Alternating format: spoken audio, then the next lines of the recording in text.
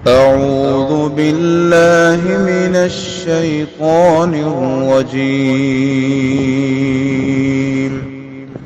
بسم الله الرحمن الرحيم. السلام علیکم ورحمۃ اللہ وبرکاتہ۔ وعلیکم السلام ورحمۃ اللہ وبرکاتہ۔ سورۃ الحجر آیت نمبر 36 سے 44۔ ان الحمد للہ والصلاۃ والسلام علی رسول اللہ اما بعد۔ اعوذ باللہ السمیع العلیم من الشیطان الرجیم من ہمزہ ونفخہ ونفثہ۔ قال رب فانظرنی الی یوم یبعثون۔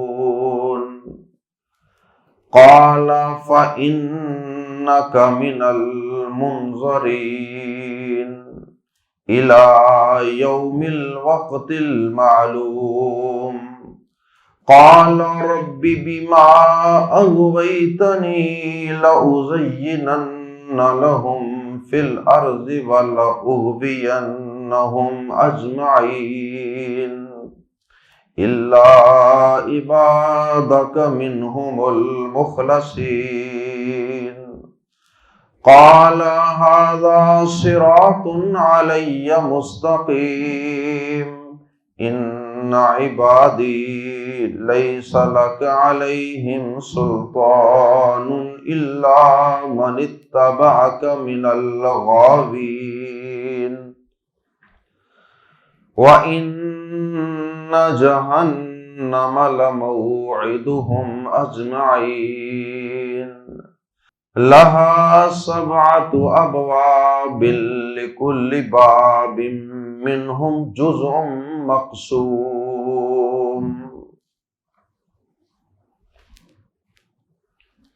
اللہ رب العزت نے حضرت آدم علیہ السلام کو باقی مخلوقات پہ فضیلت و برتری عطا کرنے کے لیے تمام فرشتوں کو حکم دیا کہ میں نے آدم کو اپنے ہاتھوں سے پیدا کیا ہے اور اس میں اپنی طرف سے ایک روح پھونک دی ہے، اب تم سب اس کو سجدہ تعظیمی کرو۔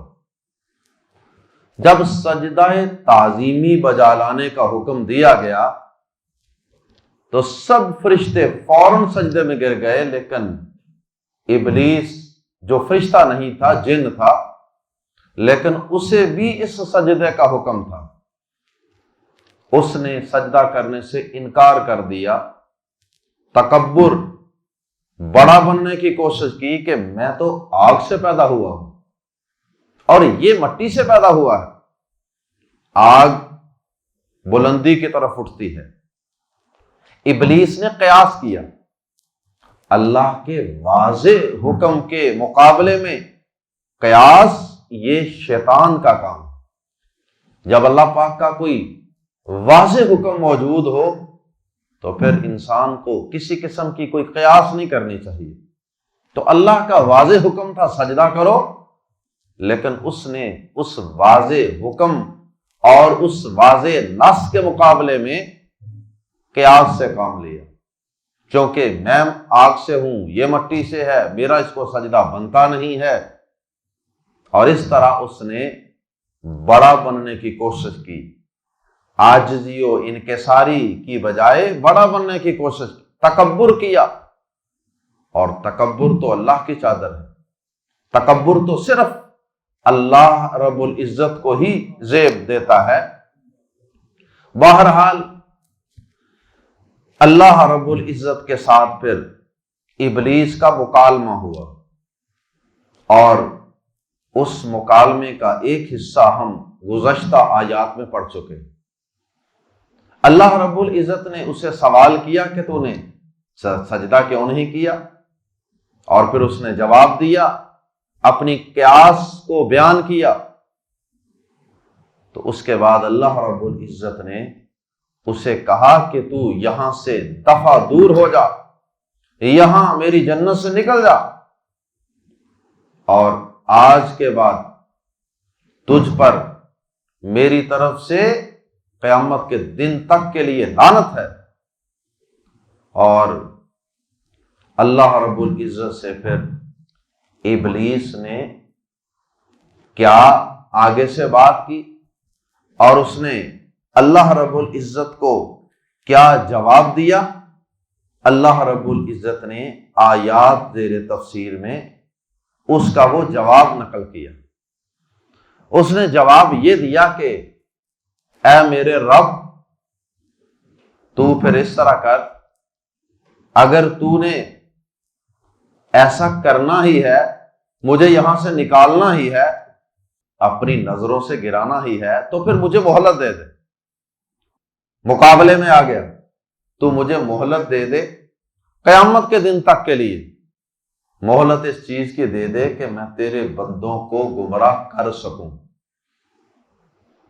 میں تیرے بندوں کو دنیا کی رنگینیوں میں، دنیا کی لذتوں میں ایسا الجھا دوں، ان کے دلوں میں وسوسے ڈال ڈال کے کہ انہیں اپنی زندگی کا مقصد، انہیں جس خلافت ارضی کے لیے اس زمین پہ بھیجا گیا تھا اور پیدا کیا گیا تھا، اور جس اقامت دین کی ذمہ داری اس کے کندھے پہ ڈالی گئی تھی، یہ اس ذمہ داری کو بھول جائے گا، اور دنیا کی عارضی لذتیں، رعنائیاں اور دنیا کی پرکشش چیزوں کے اندر مگن ہو جائے گا، دنیا کی عارضی لذتوں اور عارضی مفادات کے پیچھے پڑ جائے گا، اور اپنے مقصد حیات کو فراموش کر دے۔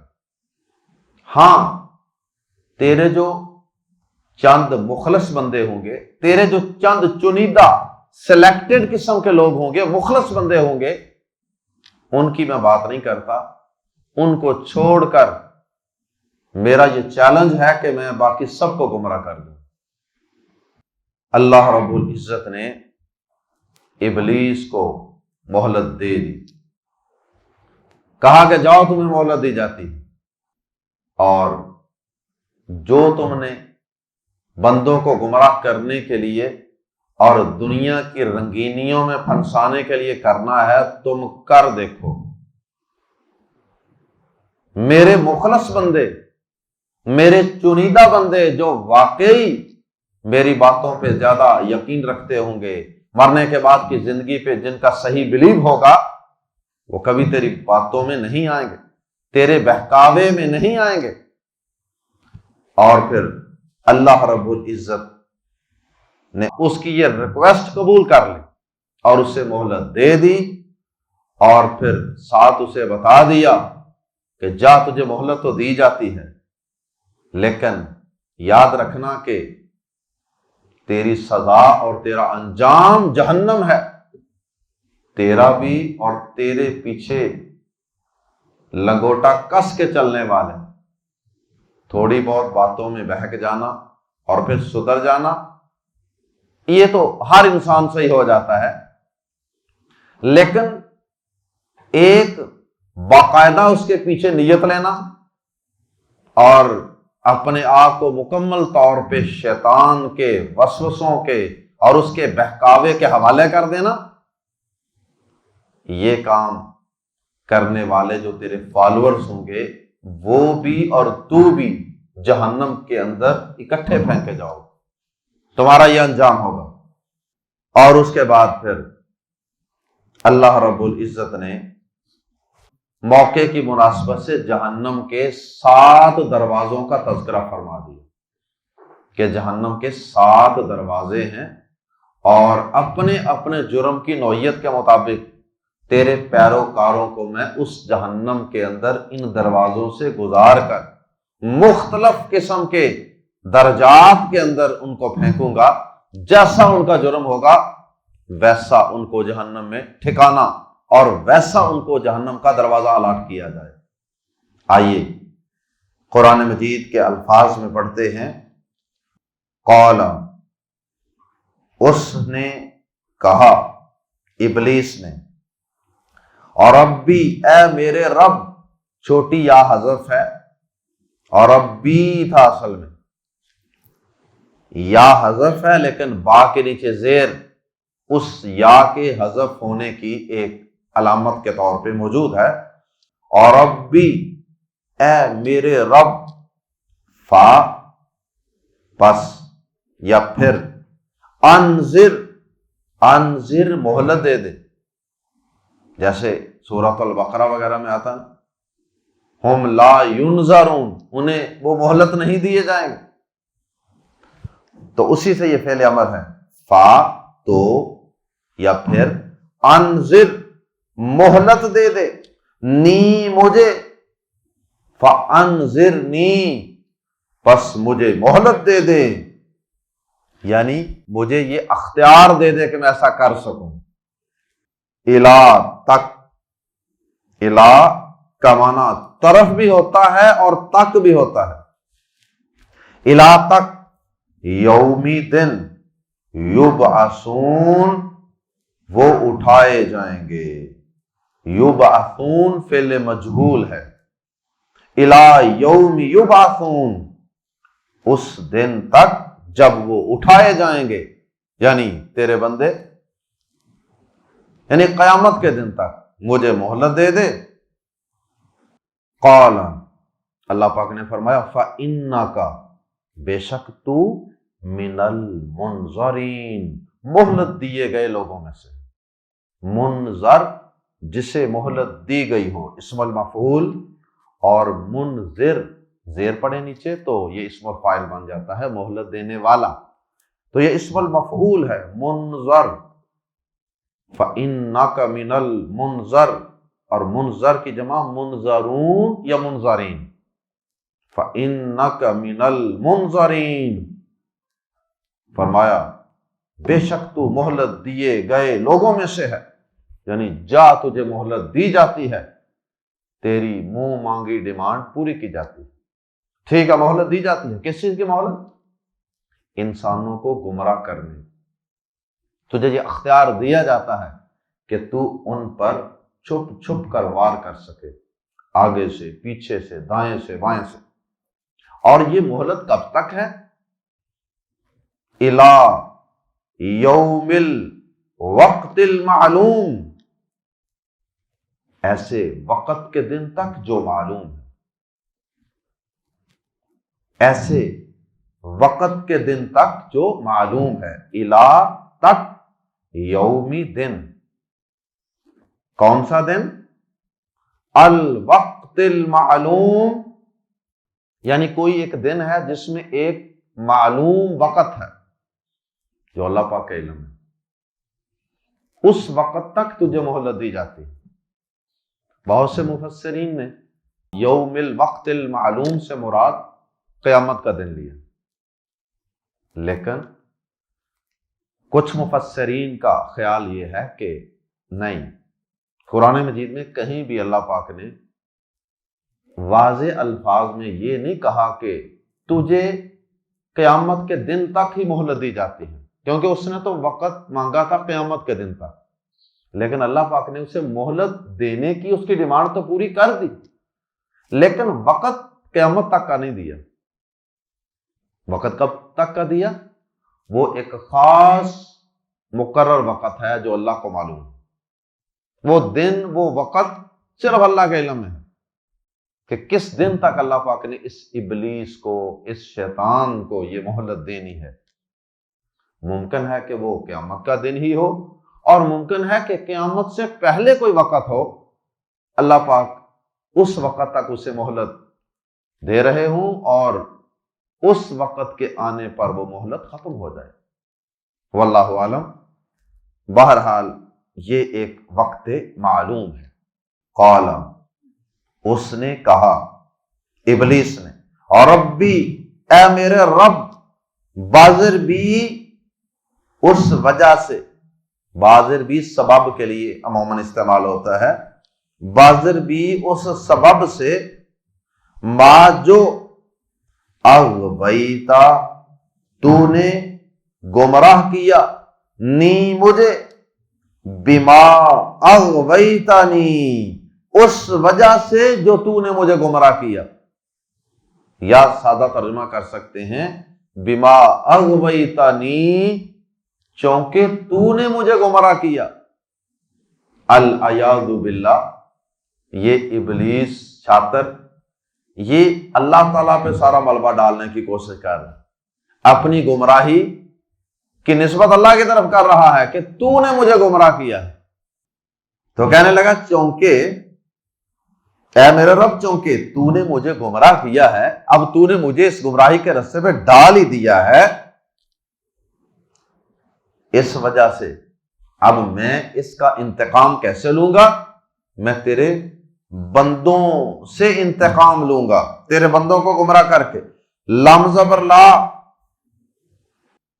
تو ضرور، ازینن، ازینو میں زینت بخشوں گا، میں مزین کروں گا، یزینو وہ مزین کرے گا، یزینو وہ مزین کرے گا، تزینو تو مزین کرے گا، ازینو میں مزین کروں گا، نو زینو ہم مزین کریں گے۔ تو ازینو میں مزین کروں گا، لأزینن شروع میں لام زبر لا اور آخر میں نون مشدد، شد والا نون، یہ تاکید در تاکید پیدا کر دینے کے لیے سوال ہوتے ہیں۔ لأزینن تو میں ضرور ہی مزین کروں گا، لہم ان کے لیے، فی الارض زمین میں، تو میں ان کے لیے زمین میں ضرور ہی مزین کروں گا۔ کیا؟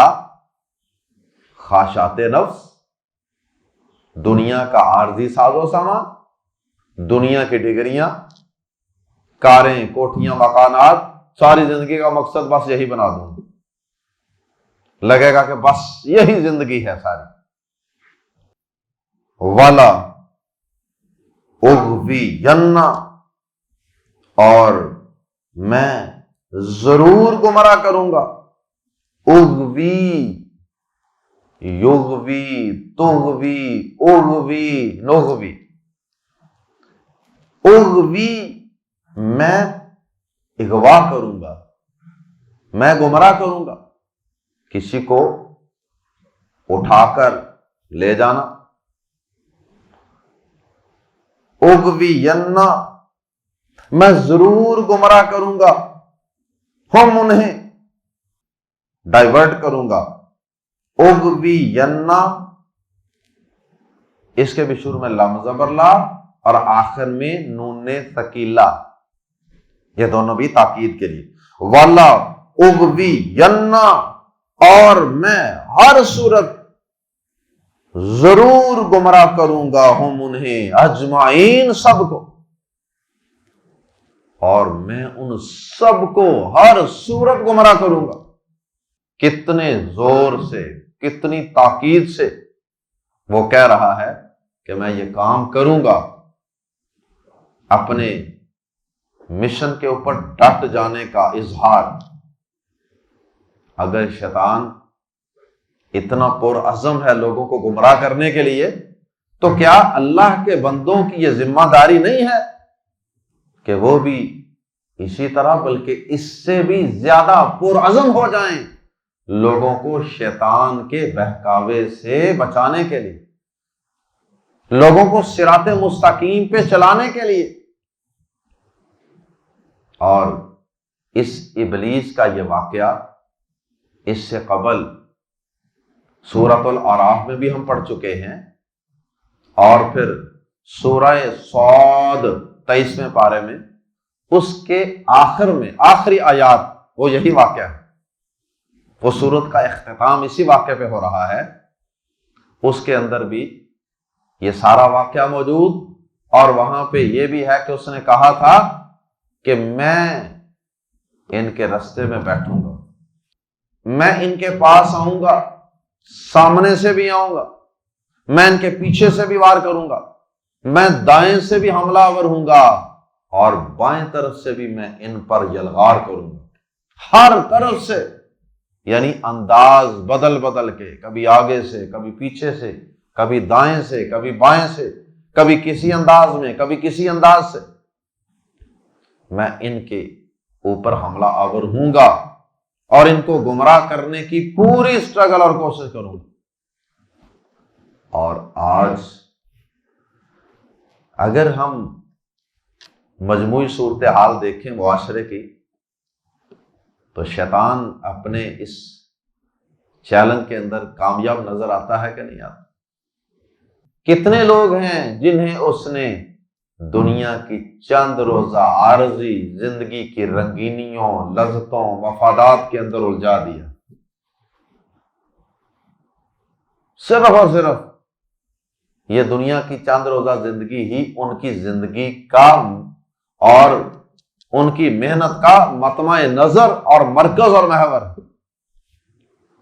ہمارے نوجوان، ساری نوجوان نسل تقریباً اللہ ماشاء اللہ تو کدھر بھاگ رہی ہے؟ کالجز، ڈگریاں، یونیورسٹیز، میڈیکل میں جانا ہے، انجینئرنگ میں جانا ہے، پیسہ کمانا ہے، ڈگری، جاب، گاڑی، شادی، بس اللہ ماشاء اللہ۔ یہ چیزیں ممنوع نہیں ہیں اسلام میں، لیکن ان چیزوں کے پیچھے ایسا پڑنا کہ زندگی کے اصل مقصد کو فراموش کر دینا، یہ اصل قابل مذمت ہے، یہ قابل مذمت ہے۔ تو ابلیس نے یہی کام کیا، لوگوں کو ان کاموں میں الجھا دیا۔ اللہ اکبر۔ اور زندگی کے مقصد اللہ کی عبادت، نماز، قرآن، ان کے لیے وقت ہی نہیں۔ قرآن سیکھنے کے لیے کسی نوجوان کے پاس وقت ہی نہیں، نماز پڑھنے کے لیے وقت ہی نہیں، اللہ کے دین کے غلبے کے لیے کوشش، دعوت، تبلیغ، جہاد، ان کاموں کے لیے وقت ہی نہیں۔ اللہ اکبر۔ اور آگے کہنے لگا کہ اللہ عبادہ کا، سب کو گمراہ کروں گا، یہ میرا چیلنج ہے۔ ہاں، اللہ مگر سوائے عبادہ کا، تیرے بندے منہم ان میں سے، المخلصین جو خالص کیے ہوئے ہیں، جو تیرے لیے خاص ہوں، جو تیرے چنیدہ سلیکٹڈ سرونٹس، تیرے چنیدہ بندے، چوزن سرونٹس، اور وہ تیرے چنیدہ اور خاص خاص جو بندے ہوں گے وہ کون ہوں گے؟ جو اپنے رب کی باتوں پر زیادہ یقین کرنے والے، شیطان کو اپنا دشمن سمجھنے والے، اور اپنے مقصد حیات پہ فوکس کرنے والے، ڈٹ جانے والے، جم جانے والے، شیطان کے وسوسوں کو دفع دور کر دینے والے، یہ وہ لوگ ہوں گے جن کو اللہ نے اپنے دین کی سمجھ عطا فرمائی، جنہوں نے ہدایت کو حاصل کرنے کی کوشش کی۔ ہدایت کوشش کرنے والوں کو ملتی ہے، یہی مطلب ہے اس کا، اس آیت کریمہ کا بھی جو ہم بار بار پڑھتے ہیں، یہدی من یشاء ویضل من یشاء، وہ جسے چاہتا ہے ہدایت دیتا ہے، جسے چاہتا ہے گمراہ کرتا ہے۔ اور وہاں بارہا ہم اس بات کی وضاحت کر چکے ہیں کہ وہ کس کو ہدایت دینا چاہتا ہے؟ جو خود ہدایت پانے کی کوشش کرتا ہے، اور جو ہدایت پانے کی کوشش نہیں کرتا، اللہ پاک بھی پھر اسے ہدایت نہیں دیتا۔ پھر اللہ پاک فرماتے ہیں کہ میں بھی پھر اسے ادھر ہی موڑ دیتا ہوں، ادھر ہی پھیر دیتا ہوں جدھر وہ پھیرنا چاہتا ہے۔ تو اللہ پاک چونکہ زبردستی تو کسی کو ہدایت نہیں دیتا۔ اللہ اکبر۔ اللہ ہمیں اپنے مخلص چنیدہ بندوں میں شامل فرما لے۔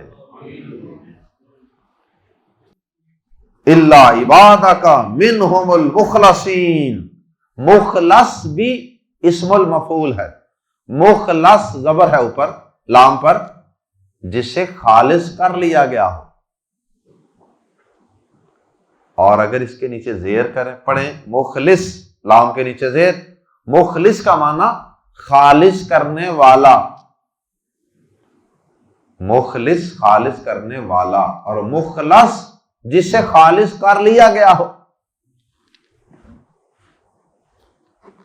قال اللہ پاک نے فرمایا ھذا یہ صراط راستہ ہے، علیہ مجھ پر یا مجھ تک، مستقیم سیدھا. فرمایا کہ مجھ تک پہنچنے کا یہی سیدھا راستہ ہے. کیا؟ کہ انسان اپنے آپ کو اللہ کے لیے خالص کر لے. جو بندہ بھی اپنے آپ کو، اپنی زندگی کو میرے لیے خالص کر لے گا، پھر میں بھی اس کی حفاظت کروں گا اور میں بھی اسے صراط مستقیم پہ چلنے کی توفیق عنایت فرما. ھذا صراط علیہ مستقیم، یہ اخلاص والا راستہ، یہ مخلص بندوں میں شامل ہو جانے والا راستہ، یہ ہدایت کو پانے کے لیے، یہ شیطان کے وار سے بچنے کے لیے کوشش کرنے والا راستہ، یہ ہی مجھ تک پہنچنے کا سیدھا راستہ. ان عبادی، بے شک میرے بندے، لیسا نہیں، لاکا تیرے لیے، علیہم ان پر، سلطان کوئی غلبہ. میرے یہ جو بندے ہوں گے نا، ان پر تیرا کوئی غلبہ نہیں ہوگا، ان پر تیرا کوئی زور نہیں چلے گا. اللہ، مگر، یہ اللہ جو ہے یہاں اس آیت کریمہ کے دو طریقوں سے تفسیر اور دو طریقوں سے ترجمہ ہو سکتا ہے. اگر تو یہاں عبادی سے مراد وہ خاص اور چنیدہ مخلص بندے ہیں، تو پھر اللہ یہ حرف استثناء ہے. تو اس اللہ کے بعد، اس اللہ کا پچھلے جملے سے پھر کوئی تعلق نہیں ہوگا. اس اللہ کا بعض اوقات پچھلے جملے سے تعلق ہوتا ہے اور بعض اوقات تعلق نہیں ہوتا. اللہ کے بعد نیا جملہ ہوتا. اگر اللہ کا پچھلے جملے سے تعلق ہو تو پھر اس کو کہتے ہیں اللہ متصل. استثناء متصل یعنی جڑا ہوا استثناء ہے کہ پیچھے جو بات ہوئی ہے اس میں سے کسی چیز کو باہر نکالا جانے لگا. اور ایک ہوتا ہے کہ اللہ کے بعد جملہ بالکل الگ، پچھلے سے کوئی تعلق نہیں. ایسی صورت میں کہتے ہیں کہ یہاں مستثنا وہ منقطع ہے. مستثنا منقطع یعنی پچھلے سے کوئی تعلق نہیں. تو اگر یہاں عبادی سے مراد وہ خاص چنیدہ بندے ہیں، مخلص بندے، تو پھر اللہ کے بعد والا حصہ بالکل الگ ہوگا، منقطع. اللہ مگر من جو اتبع پیچھے چلے، پیروی کرے، کا تیری من الغاوین گمراہوں میں سے، مگر جو گمراہوں میں سے تیرے پیچھے چلے گا وہی چلے گا. میرے جو سلیکٹڈ چوزن بندے ہیں نا، مخلص، ان پر تیرا زور نہیں چلے گا. اور اگر عبادی میں جو عباد کا لفظ ہے اسے عام بندے، سارے ہی بندے جتنے اللہ نے پیدا کیے ہوئے ہیں، یہ عباد کا لفظ دونوں سینسوں میں استعمال ہو. جتنی اللہ کی مخلوق ہے وہ سارے اللہ کے بندے ہیں، چاہے کوئی اللہ کی بات مانے یا نہ مانے. اور کبھی کبھار اللہ تعالیٰ ان میں سے جو اطاعت گزار ہوتے ہیں ان کو اپنے خاص بندے کہہ لیتا ہے، جیسے عباد الرحمان، رحمان کے خاص بندے. تو اگر عباد سے مراد سارے بندے ہوں عام، تو پھر اس کا مطلب یہ ہوگا کہ بے شک میرے بندوں پر تیرا کوئی غلبہ نہیں ہوگا، کہ جتنے بھی ساری مخلوق جو ہے اس پر تیرا کوئی بندہ نہیں، تیرا کوئی غلبہ نہیں ہوگا سوائے ان کے جو گمراہ ہونے والے، تیرے پیچھے چلنے والے. صرف ان پر ہی تیرا زور ہوگا. اللہ اکبر. وَإِنَّ جَهَنَّمَ، اور بے شک جہنم، لمزہ پر لا ضرور، موعدو وعدے کی جگہ، ہم ان کے، اجمعین سب کے، ہاں مہلت تو تمہیں دی جا رہی ہے، لیکن اس کا یہ مطلب نہیں ہے کہ تمہیں اس کی سزا نہیں ملے گی لوگوں کو گمراہ کرنے۔ وَإِنَّ جَهَنَّمَ لمزہ پر لا موعدہم اجمعین، اور بلا شبہ جہنم ضرور ان سب کے وعدے کی جگہ ہے، ان سے وعدہ کیا جاتا ہے کہ ان سب کو اس جہنم میں پھینکا جائے گا۔ لہا سبعۃ ابواب، اس کے 7 دروازے ہیں، لہا اس کے سبعۃ 7 ابواب دروازے ہیں۔ اور اللہ پاک کی رحمت دیکھیے، ان رحمتی سبقت غضبی، اللہ پاک نے فرمایا میری رحمت میرے غضب پر غالب اور حاوی ہے۔ اللہ پاک نے جہنم کے 7 دروازے بنائے ہیں تو جنت کے 8 بنائے۔ لہا سبعۃ ابواب، اس کے 7 دروازے ہیں۔ لہا میں ہا کی ضمیر کدھر لوٹ رہی ہے؟ جہنم کی طرف۔ لہا سبعۃ ابواب، اس کے 7 دروازے ہیں، لی کے لیے، کلی ہر، بابن دروازہ، منہم ان میں سے، جزء مقسوم، جزء ایک حصہ ہے، مقسوم تقسیم کیا ہوا، مقسوم یہ مفعول کے وزن ہے، جسے تقسیم کیا گیا ہو۔ ہر دروازے کے لیے ان میں سے ایک تقسیم کیا ہوا حصہ ہے بندوں میں سے، شیطان کے فالوورز، پیروکاروں میں سے، جو جہنم میں جانے والے لوگ ہیں، ان میں سے اللہ پاک نے جس طرح جنت میں 8 دروازے ہیں نا، جو زیادہ نفلی نمازیں پڑھتا ہے وہ باب الصلاۃ میں سے بلایا جائے گا، جو زیادہ نفلی روزے رکھتا ہے وہ باب الریان میں سے بلایا جائے گا، جس نے جہاد کے لیے اپنی زندگی وقف کر رکھی تھی وہ باب الجہاد میں سے بلایا جائے گا، اور اسی طرح باقی دروازے۔ اسی طرح اللہ پاک نے جہنم کے بھی 7 دروازے بنائے ہیں، اور انسانوں کے جرائم کے مطابق ان پہ جو جو دفعات لگیں گی نا، اس کے مطابق ان کو دروازے الاٹ کیے جائیں گے، اور پھر اس دروازے سے گزر کر وہ جہنم کے الگ الگ طبقات اور درجات اور درکات کے اندر جائیں گے۔ کہیں پہ سزا کم ہوگی، کہیں پہ سزا زیادہ سخت ہوگی۔ تو منافقین کے متعلق کیا فرمایا؟ ان المنافقین فی الدرک الاسفل من النار،